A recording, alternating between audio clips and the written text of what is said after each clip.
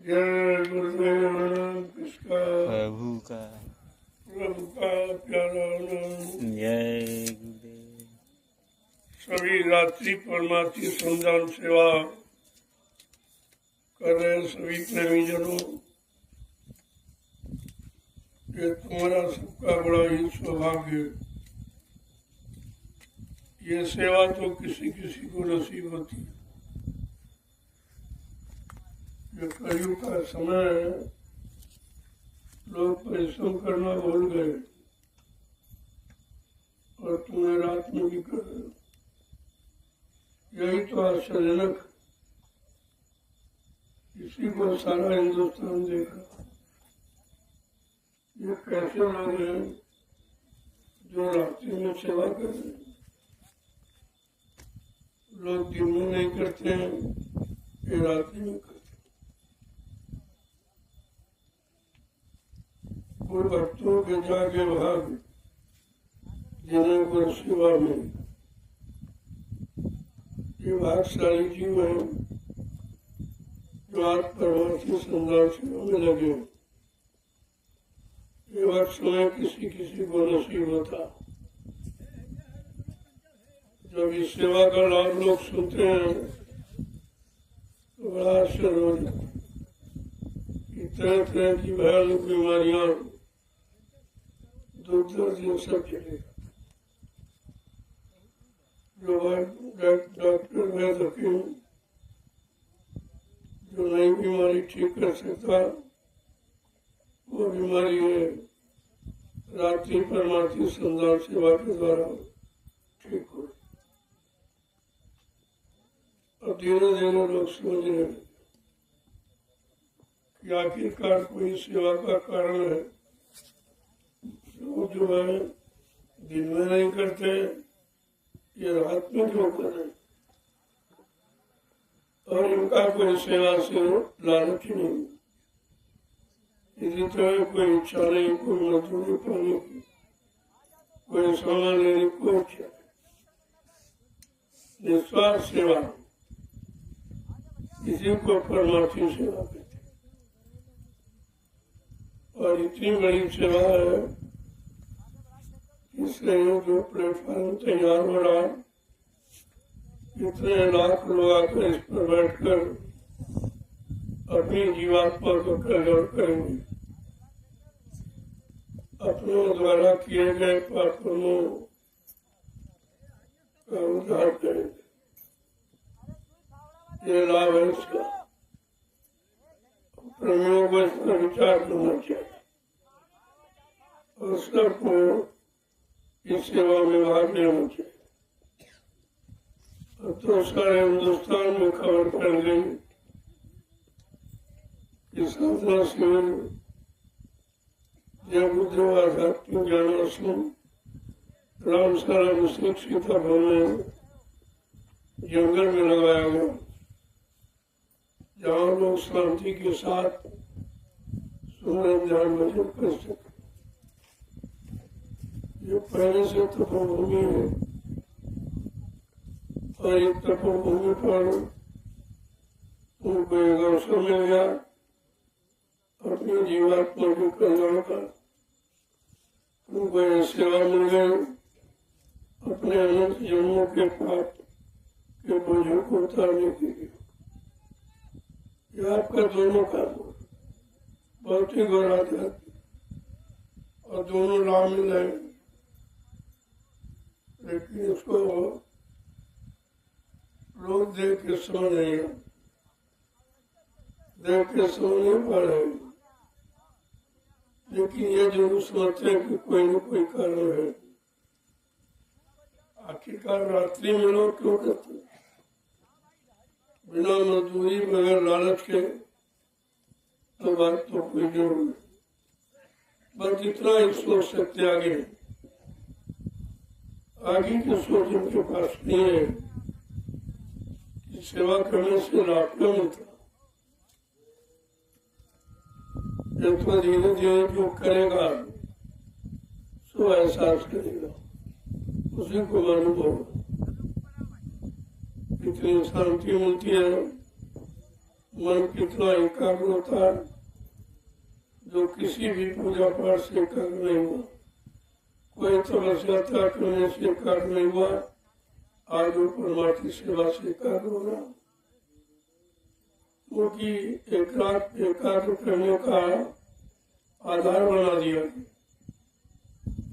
गिनती एक सामने आपके रख दी गई, ईश्वर ने आपको डाली, और यही सोचता मेरी सबका पूरी होगी, सबका पूरी होगी, बस एक ही निशाना, एक बल तो एक बल, एक आत्मविश्वास।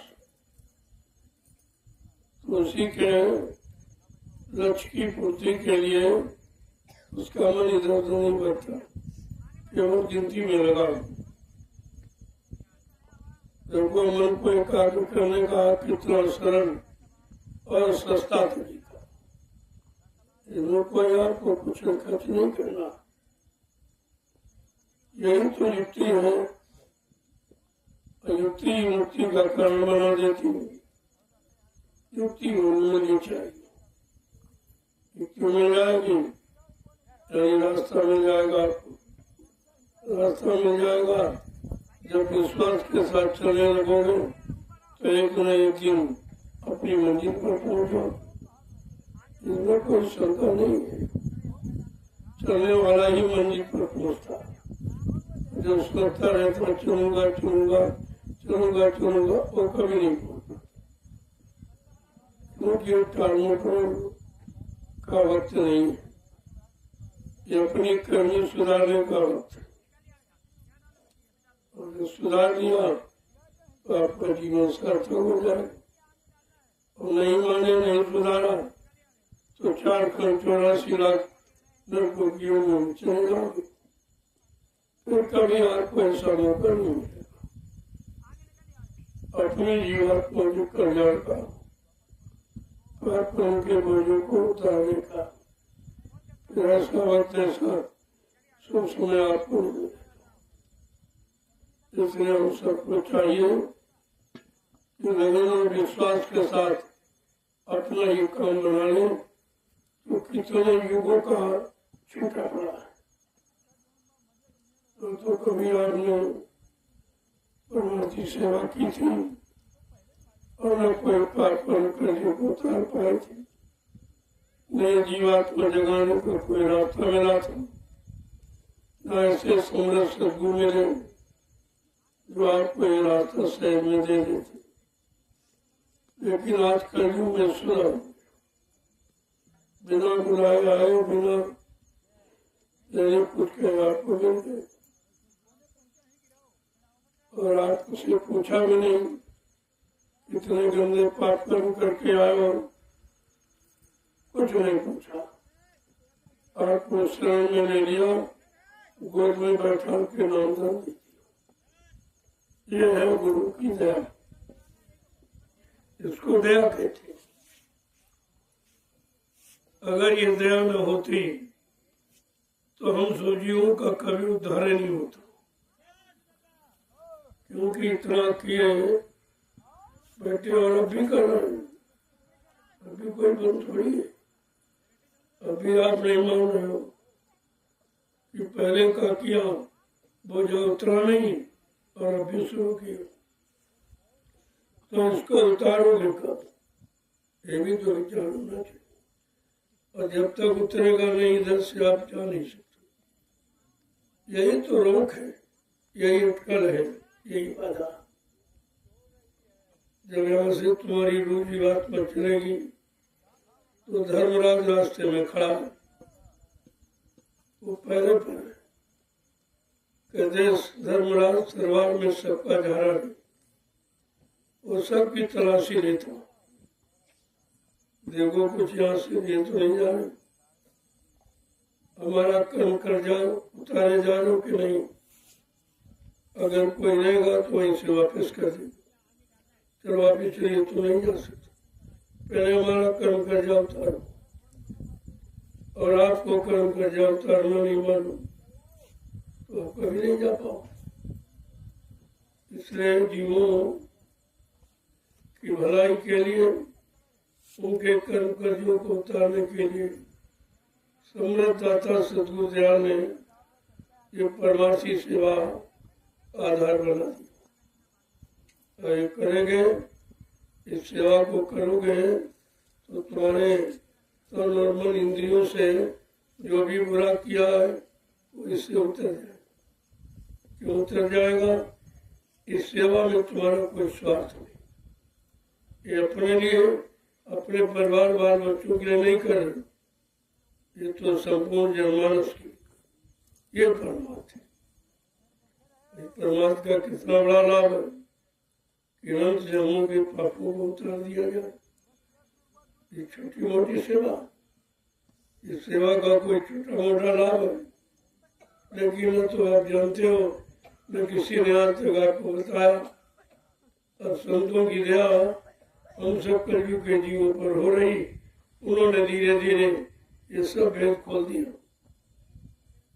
तुम कहाँ के रहने वाले हो, तुम्हारी जीवात्मा कहाँ की है, कैसे हो, आ गई हो, किसने फंसा लिया, ये सब आपको समझना। सत्संग यही समझाता, यही बताता है, इसी ओर आपको संकेत करके ले जाना चाहता, लेकिन आप सब याद नहीं रहती है। याददाश्त इतनी कमजोर हो गई कि आप वचन भूल जाते हो। जब भूल जाओगे तो दया भी तुम्हारे से दूर चली जाएगी। दया न मिलने का कारण हमारी भूल, जो हमने सदगुरुदाता दयालु के सत्संग वचनों को भुला दिया, उनको करनी में नहीं उतार पाए, इसलिए आपको कोई लाभ नहीं मिला, आप उस लाभ से वंचित है। ये सबसे बड़ा जीवों का दुर्भाग्य, इससे बड़ा और कोई दुर्भाग्य नहीं हो सकता। और धीरे धीरे सत्संगों में आ रहे हो, सेवा कर रहे हो तो समझ में आ रहा नहीं असली लाभ यहाँ, यहाँ लाभ के लिए कुछ देना नहीं पड़ा और ये लाभ हमको मुफ्त में मिला, क्योंकि जो मेहनत परिश्रम कर रहे हैं वो तो पिछले जन्मों को कर्म कर्जियों को उतार रहे हैं, और ये लाभ आपको फ्री मिला,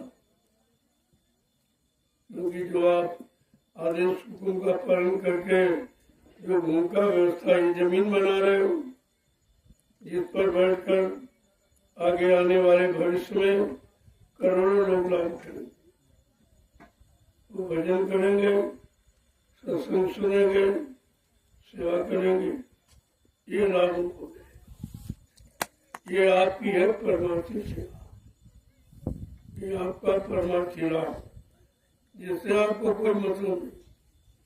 आप मिट्टी डालो लेकिन मतलब कुछ नहीं, केवल गिनती में लगे भाई 100 पूरी हो जाए। ये तो आपके मन को एकाग्र करने के लिए यह आधार बना दिया गया और कहा ये इतना बड़ा लाभ की एक यानी डलिया पर एक माला स्वीकार, ऐसे पढ़ने वालों को, ऐसे मतलब यानी बढ़ने वालों को, डोने वालों को सब पूरा। एक डलिया में कितने लोगों की सेवा जुड़ी, खुदने वाले की, भरने वाले की, उठवाने वाले की, लाने वाले की और डालने वाले, कितने लोगों की सेवा एक डलिए से जुड़ी हुई। पहले बात तो समझिए कि किस तरीके की ये व्यवस्था आपके लिए बनाई गई, जो किसी के दिल दिमाग में नहीं। बताना इसलिए वाजिब है कि आप जानते नहीं, इसलिए जो बार बार जिन बच्चों को आपके काम तक पहुंचाया जाएगा, धीरे धीरे कुछ न कुछ तो तुम्हारी समझ में जरूर आए। सब तो नहीं आ सकता है, इतनी क्षमता शक्ति आपके पास नहीं है कि संतों के सारे वचन एक बार में आप समझ लो, इतनी क्षमता जीव में नहीं। लेकिन धीरे धीरे किसी काम को करोगे एक दिन पूरा हो जाए, ऐसा नहीं चलने वाला अगर थकावट महसूस नहीं कर रहा तो एक नए दिन अपनी मंजिल पर पहुंच जाए। मालूम है कि मंजिल कठिन है, भारी, दूरी बहुत है, मृत्युलोक से सत्यलोक की दूरी बहुत है, और वहां जाने के लिए कोई साधन नहीं। इसलिए संत महापुरुषों ने तो साधन लगाया, उन्होंने तो नाम का जान लगाया, लेकिन तुम जीव को शंका हो रही कैसे बैठे, पता नहीं ले जाए कि नहीं ले जाए, बीच में छोड़ देंगे, ये शंका और काम बिगाड़ रही है। और जिनको विश्वास है वो सवाल है, वो बढ़ते जाते प्राण। तो सारी व्यवस्था आपके लिए संत महापुरुषों ने बना के रखी। ये कहा था जिस दिन तुम्हें पूर्ण विश्वास हो जाएगा ये व्यवस्था हमारे लिए है, हमारी जीवात्मा के कल्याण के लिए, हमारी जीवात्मा को अपने घर पहुंचाने के लिए, उसी दिन आप स्वीकार कर लो, तभी आपको विश्वास है। धीरे धीरे धीरे जब सत्संग में आने लगोगे, बच्चों को सुनने लगोगे, जीवन में कुछ थोड़ा बहुत अपनाने लगोगे तो आपको जानकारी हो जाए, थोड़ा अपनाया तो इतना लाभ मिला, अगर पूरा अपना ले तो क्या हो, तो कल्याण ही हो जाए। यह सब चीजें आपके सामने हैं, अब इनको आपको समझना और छाटना, इसमें से कौन सरल है जिसको हम कर सकते। चलो वहीं से आप शुरुआत करो, रास्ता तो कठिन है, बड़ा बेहद जंगल है ये, काल माया ने जो मिलकर बनाया, और ऐसा जाल किसी वैल्य के पास नहीं, जो कर्मों की अदायगी का जाल है, बना के संतों ने तैयार किया। अगर जीवात्मा मान गई और समझ गई और शरण में आ गई तो काम जल्दी हो जाएगा, नहीं तो पछताना पड़ेगा और जीवन आपका ऐसे निकल जाए, नहीं हो गया। इसीलिए प्रचार किया जाता, सबके समय से सबके कान तक आवाज पहुंचा दी। कोई ये न कह सके कि हमको रास्ते का ज्ञान नहीं कराया। तो संत महापुरुष बड़े दयालु होते और सब पर दया करते, उन्होंने सबके लिए ये रास्ता बना दिया। इस रास्ते पर चलकर तुम अपनी जीवात्मा का कल्याण कर सकते हो, अपनी जीवात्मा को परमात्मा से मिला सकते हो, और कोई दूसरा रास्ता है नहीं। ये सब खोल के कहा।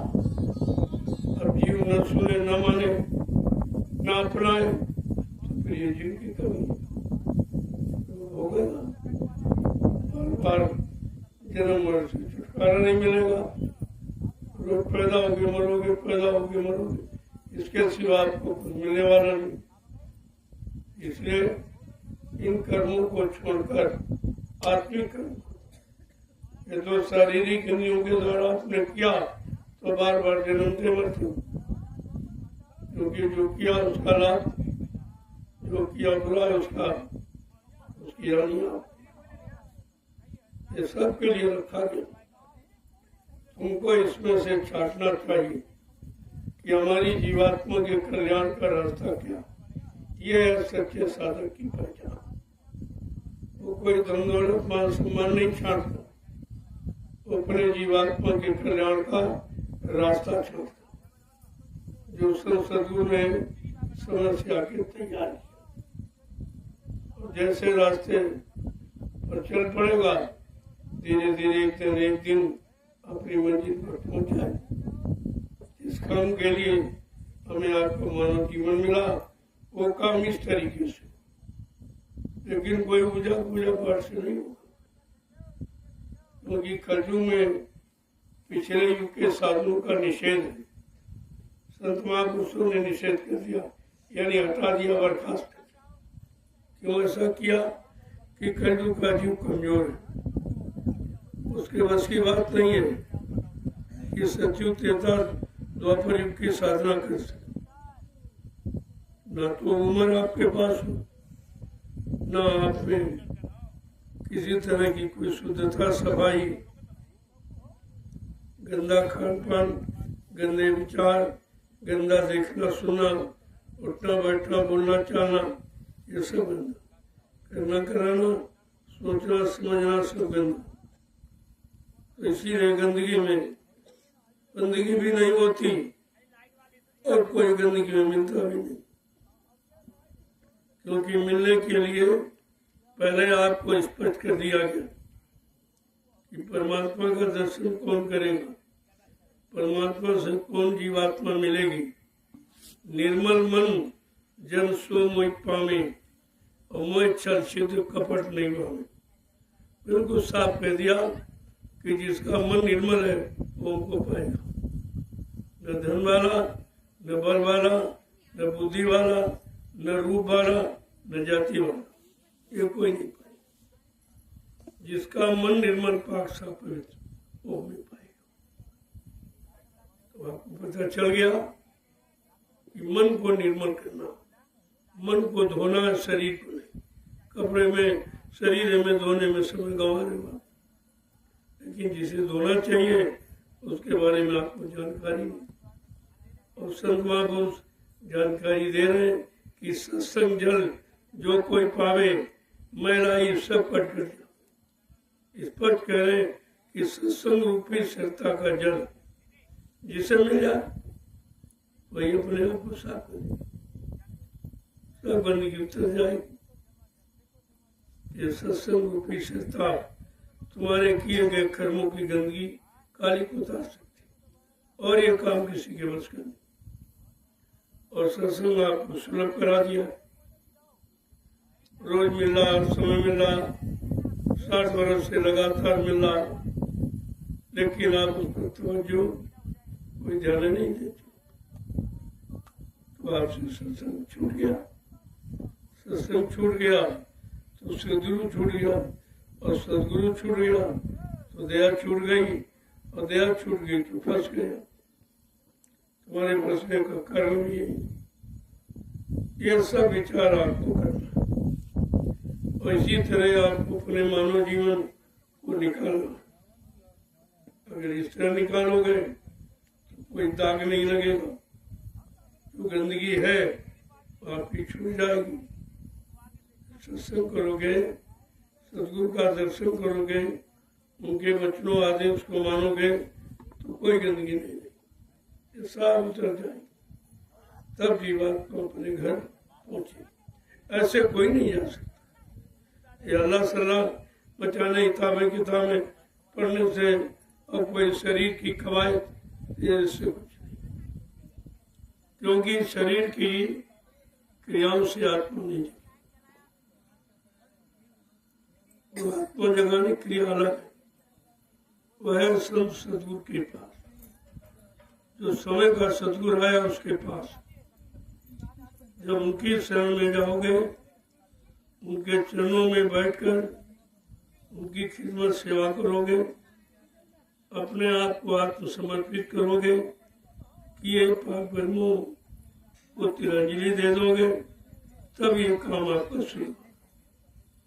इतना काम तो आपको करना ही पड़ेगा, क्योंकि ये काम तुमने किया, गंदगी तुमने फैलाई, गंदगी तुमने ला दी है भोगों में फंसकर।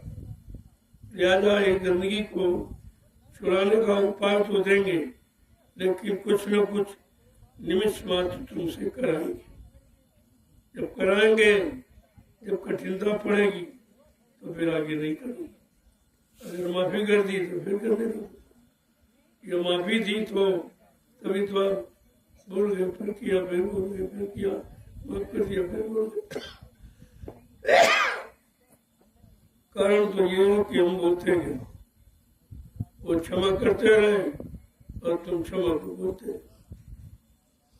तो क्षमा की भी एक सीमा है, कहाँ तक क्षमा किया।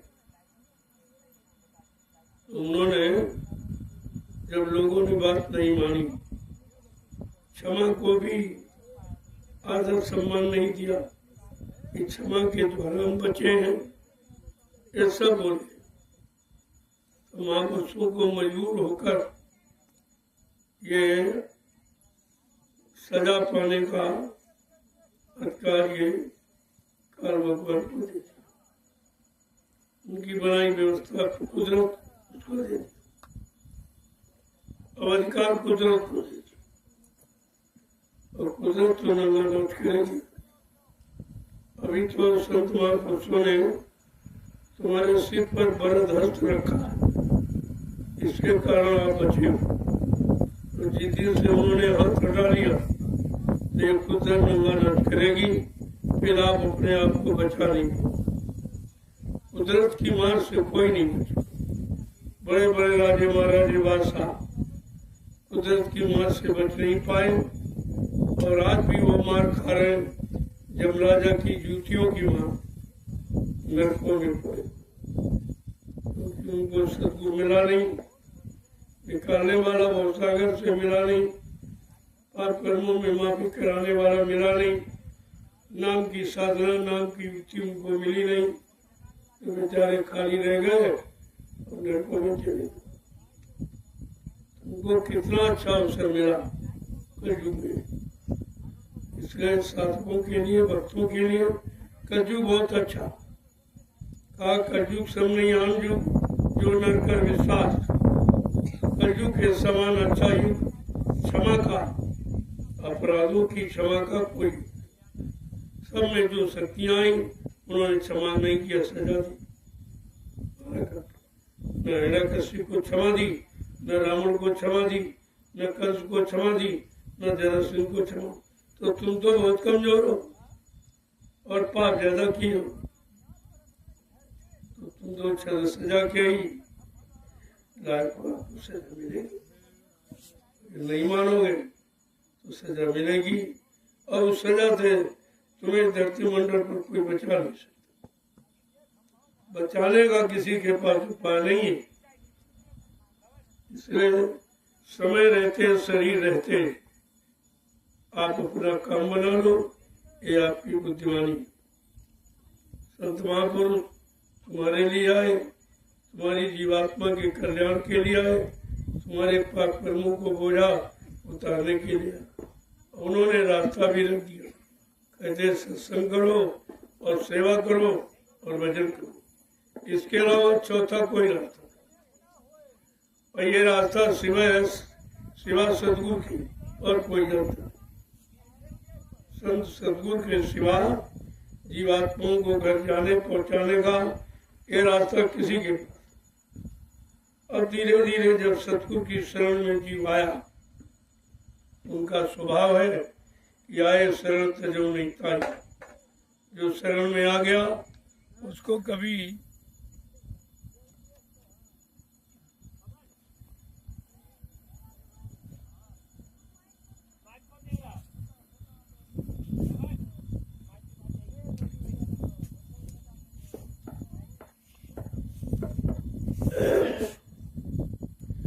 जो उनकी शरण में आ जाता उसको कभी वो बताते नहीं, ठुकराते नहीं है, उस पर दया करते।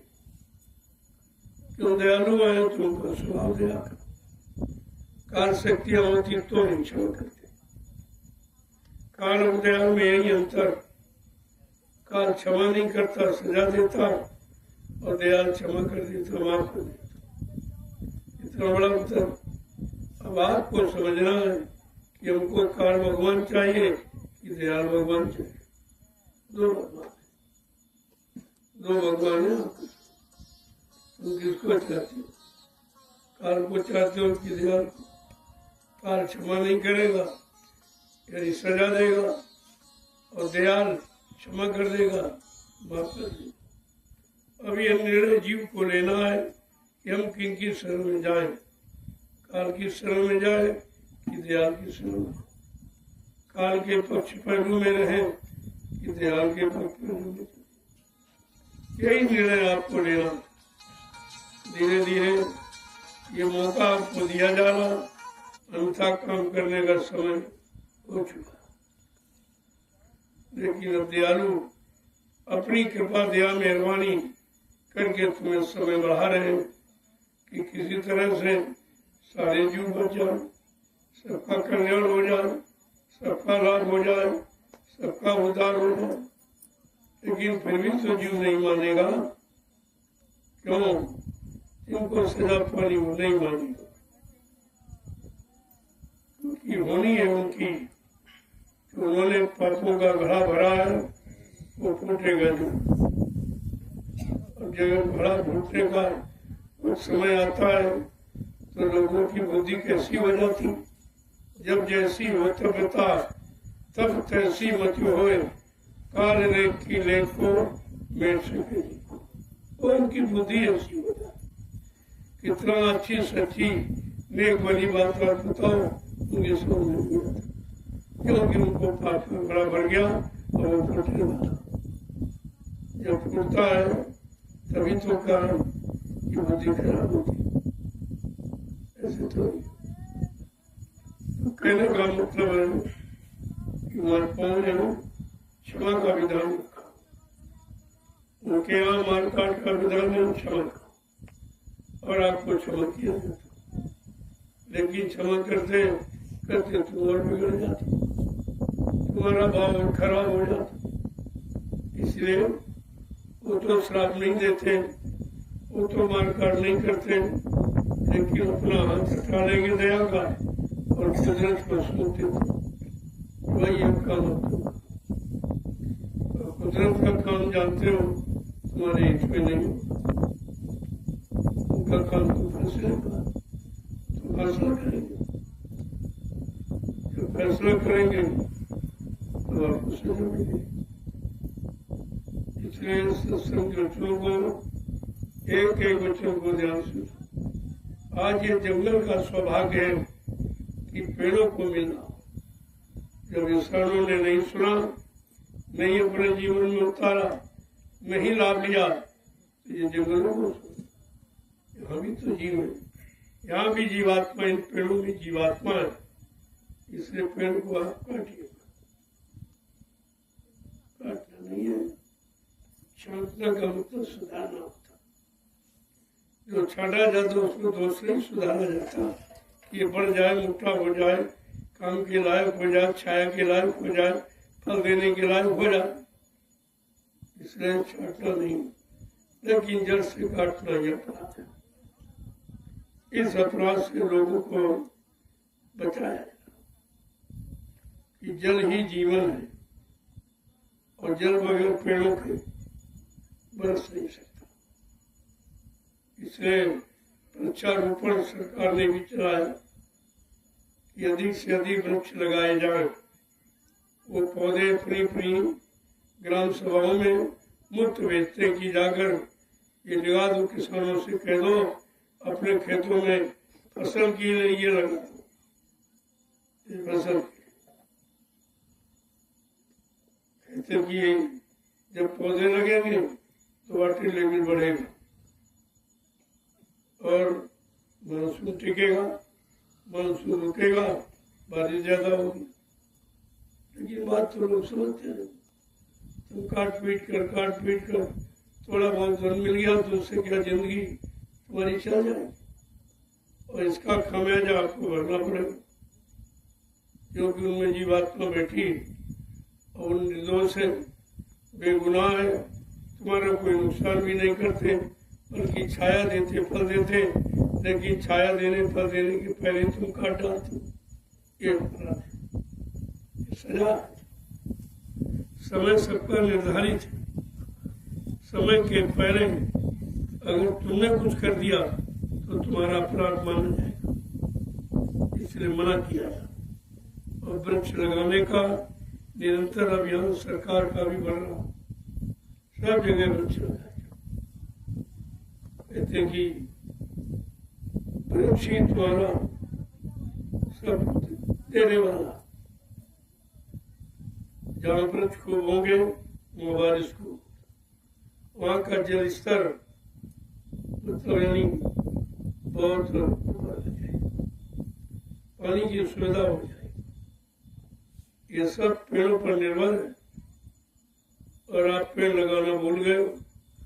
पहले लोग पेड़ लगाते थे, अपना बड़ा कर्तव्य समझते थे, कहते सबसे बड़ा पुण्य है, तो जगह जगह पहले लोग पेड़ लगाते और कुएं खुदवाते थे और पियाऊ बैठाते कि कोई आएगा रागी तो उसको पानी पिलाओ, नहीं तो बाल्टी लोटा रख देते थे। जो आता था बाल्टी से मतलब पानी कुएं से खींचा और पिया। कुछ लोग आते थे बाल्टी में पानी भरा और पेड़ों पर डाल दिया कि चलो हमारा भी कुछ सहयोग हो जाए। तो इस तरह का व्यवहार लोगों में था, इस तरह की भावना थी। अब तो भावना सब समाप्त हो गई। जब भावना चली गई तो आपकी भक्ति चली गई, भक्ति चली गई, सब भक्ति खत्म, कुछ नहीं बचा। अब आपको पुनः ये संदेश दिया जा रहा कि फिर से अपनी उसी मूल प्रथा में आ जाओ जो वृक्षारोपण की व्यवस्था थी। ज्यादा ज्यादा वृक्षारोपण, मैं ज्यादा ज्यादा भूमि पर वृक्ष ही लगाऊंगा ताकि यहाँ का जल स्तर कभी नीचे नहीं जाए, पानी की कभी कमी न हो और शुद्ध पानी प्रदूषण रहित हो। वृक्षों का बहुत बड़ा काम। और सबसे बड़ी बात, ये वृक्ष ऑक्सीजन आपको देते, जो हमारे आपको प्राण शक्ति, हम सबकी प्राण शक्ति है ऑक्सीजन। ये पेड़ देते, ये बड़े बड़े पेड़ और ज्यादा, जैसे पीपल है, बरगद है, पाकर है, ये और ज्यादा ऑक्सीजन प्रदान करते। इनको लगाना अति अनिवार्य है, क्योंकि ऑक्सीजन की कमी हो जाएगी तो आपके फेफड़े कमजोर हो जाएंगे, लिहाजा मौत जल्दी हो जाएगी। इन बातों को बराबर ध्यान में रखिए। ध्यान में रखोगे तो ये काम आपका सुचारू रूप से करता है। आज जो आप ये परिश्रम कर रहे हो, ये हिंदुस्तान का विश्व में कोई नहीं करता हो। आपके ये विश्व ज्ञान है आपको, और सबको ये शिक्षा दे रहा हूं कि हम आप सच्चाई, ईमानदारी और मेहनत, परिश्रम भूल गए, इसी से हम दुखी हैं, परेशान हैं। अपनी अपनी जगह पर जो जहाँ है, अगर ईमानदारी से परिश्रम मेहनत करने लगे तो फिर किसी चीज की कमी नहीं। कमी तो हमारे आप में, कि सच्चाई ईमानदारी रही नहीं, परिश्रम करना आप दिनों दिन भूल रहे हैं, तो परेशानी का कारण ये है। और जब तक ये लागू नहीं होगा परेशानियां जाएंगी। ये सब आपके साथ में जुड़ा हुआ, लेकिन आप उससे पहले जुड़े थे तो आराम में थे, कोई बीमारी नहीं। इतनी मेहनत खेती में, काश्तकारी में, लोग घरों में, व्यापार में करते थे कि उनसे दिन भर रात पसीना निकलता है। शरीर की गंदगी पसीना के द्वारा, खून की गंदगी पसीना के द्वारा, यानी खून आपका बिल्कुल शुद्ध हो जाता है। जब खून शुद्ध रहेगा तो बीमारी नहीं कोई होगी। बीमारी तो खराब खून हो जाता तभी होती। तो आपको इस पर विचार करना चाहिए। आप गृहस्थ आश्रम में रहते हो, जो सबसे श्रेष्ठ आश्रम, सारे आश्रम गृहस्थ आश्रम पर निर्भर है, क्योंकि रोटी गृहस्थ आश्रम में, और बिना रोटी को कोई रह नहीं सकता। यानी रोटी अन्न हमारी प्राण है, ये प्राण शक्ति है। कलयुग में अन्न में प्राण है, अन्न मिलता रहेगा, आप जीवित रहो। आपका ये जड़ शरीर की ऊर्जा है, ये अन्न, दालें, फल, फूल, मेवे, सब्जी, ये सब ऊर्जा। लेकिन बगैर अन्न के ये आप खाओगे कैसे? सब्जी दाल आप कैसे प्रयोग करोगे? उसके लिए रोटी चाहिए। कहने का मतलब अन्न के बिना सब मामला सुन है। आज अन्नदाता ही परेशान है, उसकी कोई सुनवाई नहीं। उनकी कोई आंसुओं की कीमत नहीं। और कहा जाता अन्नदाता, जब दाता मुसीबत आपत्ति में होगा तो दाता के पास जो भिखारी आते उनको भी कैसे मिले, उनका निर्वाह कैसे हो, इस पर किसी ने आज तक विचार ही नहीं किया। और अन्नदाता यानी काश्तकार, किसान, भूमि जोतक सबसे ज्यादा परेशान है। इसकी सुनने वाला कोई नहीं। दूरदर्शी के सिवा ये संपूर्ण व्यवस्था शांति में, सुख में कोई बता नहीं सकता, न कोई बना सकता। ये काम दूरदर्शी का, यानी संत महापुरुषों की भूमिका व्यवस्था से ये काम। इंसानों को मौका दिया गया, उन्होंने कुछ किया नहीं, उल्टा कर दिया। धर्म की जगह धर्म बढ़ा दिया, शांति की जगह शांति, क्रांति भ्रांति बढ़ा दिया। दुख की जगह सुख की जगह दुख आ गया, झूठ की जगह पाप बढ़ गया, दानवता की जगह मतलब यानी मानवता की जगह दानवता बढ़ गई। ये सब आपका खराब हो गया। अब परिवार खराब, समाज खराब, देश दुनिया खराब। इस खराबी को कौन ठीक करेगा? समस्या तो इस बात की है, इस खराबी गंदगी को कौन दूर करेगा? बाबा जी ने पहले भी कहा, जब तक ये राजनीति लोग अपना हथियार नहीं डालेंगे और सरेंडर नहीं करेंगे कि मेरे बस का कुछ नहीं, न मैं न्याय दे सकता, न गरीबी दूर कर सकता, न महंगाई बेरोजगारी खत्म कर सकता, कहा ये मेरे बस का। जब ये राजनीति लोग ये कहेंगे और अपना राजनीतिक हथियार डाल देंगे, कहेंगे मेरे बस का नहीं, तब व्यवस्था संत महापुरुषों के हाथ में चली जाएगी और वो सतयुग आगे दिखाएंगे कि सारी व्यवस्था सत्य में परिवर्तित हो जाएगी, शांति में परिवर्तित, सदाचार में, सद्भक्ति में, सद्ज्ञान में परिवर्तित हो जाएगी। फिर आपको किसी तरह का कष्ट नहीं। इसलिए संत महापुरुष पहले से आगाह कर देते कि जिस व्यवस्था में आप जीवन यापन कर रहे हो, जीवन यापन उसको देखो, और हमारी व्यवस्था जो आने जा रही, इसके बारे में बता रहा हूँ, उसको समझो। तो आपको कुछ समझ में आ जाए कि भारत जैसे धार्मिक देश पे कैसी व्यवस्था की आवश्यकता, कैसे लोगों की जरूरत, जो व्यवस्था को सुदृढ़ मजबूत बना सके, व्यवस्था को व्यवस्थित ढंग से रखे और लोगों को लाभ दे। ये सब समझना है। मैं तो अभी केवल इशारा मात्र कर रहा हूँ, जैसे जैसे समय आता जाएगा आपको जानकारी देता हूँ। पहले अगर बता दूं तो आप विश्वास नहीं करते। अब आपकी समझ में आ रहा कि जो जो कहा गया तुम्हारे सामने आ गया। अब सब लोग कहने लगे कि बाबा जी ने जो भी कहा वो सब वही हो रहा, और कुछ हो ही नहीं रहा। अरे भाई, संत कभी झूठ थोड़ी बोलते, वो तो आने वाले समय की जानकारी ही देते कि कितना खराब समय आ रहा, और तुम हंसी मजाक समझते हो कि ऐसे ही कहते। इनको क्या मालूम, तुम्हें क्या मालूम, महात्माओं की दिव्य दृष्टि खुली होती, उसी से देखकर ही तो आगाह करते हैं। अगर दिव्य दृष्टि तुम्हारी खुल जाए और तुम भी बहुत वर्तमान को अपनी जगह से बैठ कर ही देख लोगे, लेकिन दिव्य दृष्टि खुलनी चाहिए, और दिव्य दृष्टि बिना संत महापुरुषों के यहाँ कोई खोल नहीं सकता, किसी के बस की बात नहीं। इसलिए आपको संतों की तलाश करनी चाहिए, उनकी शरण में जाना चाहिए, उनके वचनों को मानकर अपना जीवन सुधार लेना चाहिए।